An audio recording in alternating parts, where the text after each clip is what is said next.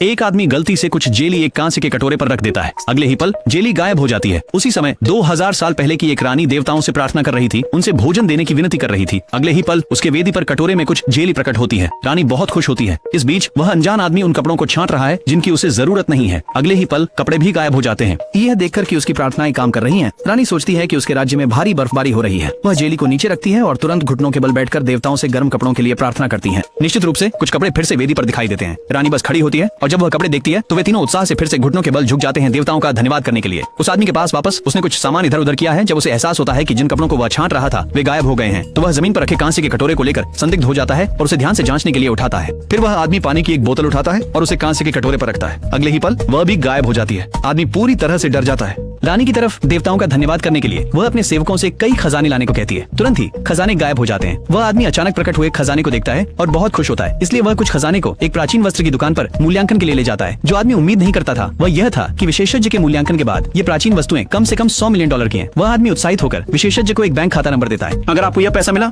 तो आप क्या खरीदना चाहेंगे?